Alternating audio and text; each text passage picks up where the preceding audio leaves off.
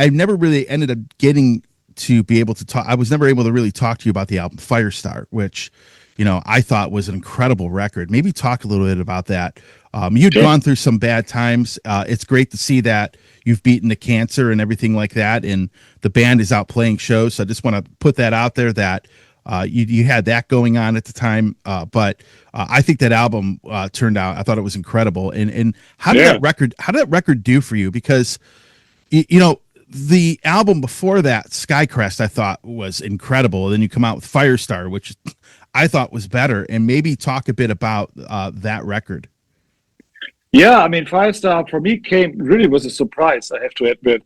It was a good album, but it was missing something for a long time, and I think the clock really was 5 minutes to 12 when I wrote the title track Firestar, Together as One, and In the Realm of Heavy Metal. Those three songs weren't on the album before, which was still a lot of good tracks on it, but those the really ass-kicking stuff was missing. So for a long time I thought, Skycrest was an incredibly good album, and it's going to be hard to top that, and I probably won't make it, But then all of a sudden, I don't know why, I wrote those three songs I just named, and that turned Firestar into what it is, not a good album, but a really great album. So and it was really interesting and super surprising for me to see how three songs can change an entire album,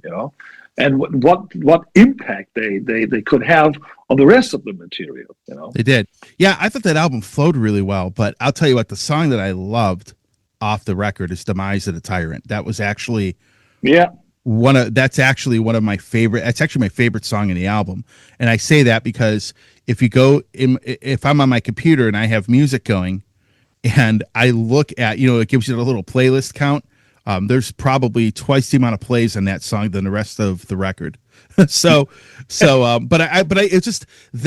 the whole feel and vibe of that song, the groove to the rhythm parts of it, just fits so really well. And the chorus is like big. And I think it fit in really well with the first few tracks on it that are more of that old school kind of more straight ahead speed type stuff going on. So, I thought the album turned out really well. And since then you've had, a bass player change, maybe talk a little bit about that. It looks like, again, you guys have been playing some gigs and you have a new bass player in the band. Yeah. I mean, after almost 30 years, for Jan, he reached a point where it was just getting, a little bit too much for him to balance out his private life, his work situation, and the band, and he didn't feel to continue the band anymore. And of course, that was let's say a hard decision.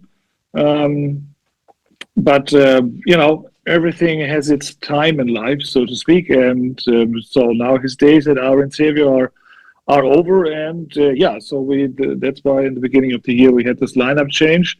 And luckily, for all the dates during the past years when Jan was unavailable, we already had a sub who filled in, Patrick Opitz.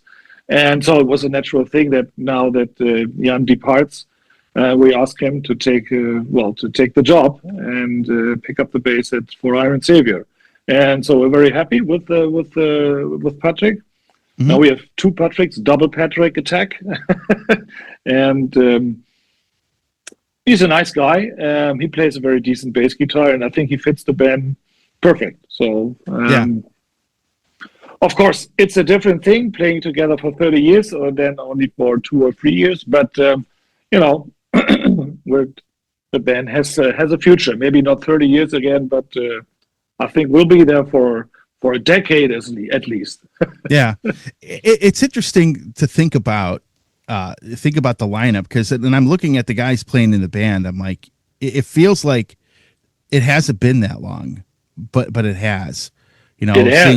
Seeing Patrick in the band. Patrick doesn't look like Patrick, I'm talking about your drummer. He doesn't look like he ages ever. Yeah, exactly. But I mean, it's a little bit like, it's like AC/DC, the new singer, the new singer, which is in the band now for, I don't know, 40 years or whatever, Yeah. But he's still, of course, Brian Johnson is the new singer of AC/DC for many people. Yeah, that's funny. Patrick still is the new drummer. I mean, I think he's in the band by almost 10 years by now, if I'm not mistaken. But still, of course, for many people, he's the new drummer.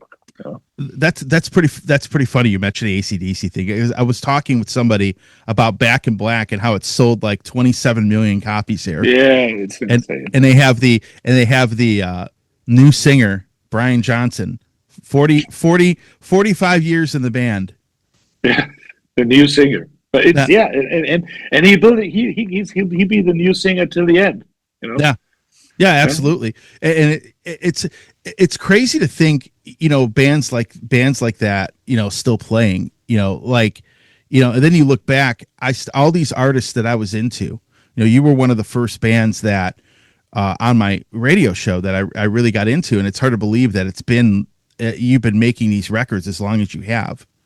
I was thinking about that the other day. I'm like, I went and had the first self-titled Iron Savior album with all these guests. And I'm like, man, that was like forever ago. It feels like it, 28 years ago when I bought that. Next year it's the 30th anniversary. So. And it will be. And speaking of that, one thing I thought was interesting about these Reforged albums, and I'll go to one of the songs on the album. You sang tracks that some of the guest singers did. So on you Break It Up, Kai Hansen actually sang that song originally. You also had other tracks like the one, the track that Hansi Kirsch from Blind Guardian sang on, but you have your rendition of that track, your own approach to it. I thought it was interesting to hear you sing those songs, that I've been hearing Kai's voice on or whoever, you actually singing them. Yeah. Well, I mean, on the last Reforged, it turned out to be a nice idea to have Kai sing his own stuff. Yeah. This time, it just didn't work out, and which is okay. And so I thought I could sing it myself this time, and because it was only Break It Up, and of course Forevermore. But that was a challenge for me, to sing that and to do that in a Piet Sielck way instead of Kai Hansen. I think it turned out good. I really like this Forevermore version performed by me, because we just talked about it. I think that my abilities as a vocalist have improved and evolved over the years. And coming back to that, speaking of these little changes. Of course, when I was recording the original songs, I was a different person. I was 30 years younger. I had 30 years less life experience. I didn't have cancer. I had no family. I had family, but not like this. I was at the beginning of being a family guy, and of course, those 30 years have changed me. I wouldn't say that I'm a different person, but of course, I mean, I'm not the Piet Sielck anymore than I was when I was recording "Riding on Fire," and of course that changes the way I interpret things.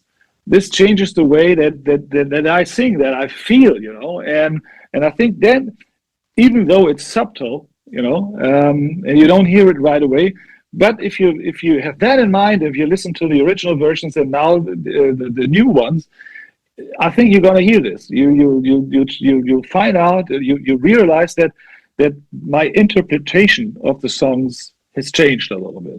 Hey everybody, Tony here from the Metal Command podcast. Again, I appreciate your support. Since 1998, I have hosted this show in one form or another, starting off in radio and now in the podcast format. Again, thanks for watching, and if you like what you see and hear on this show, by all means, please hit the subscribe button, hit the little bell to be notified anytime I do post a video, and if you see this program on any other form of social media, please give me a follow there. Again, I always appreciate your support.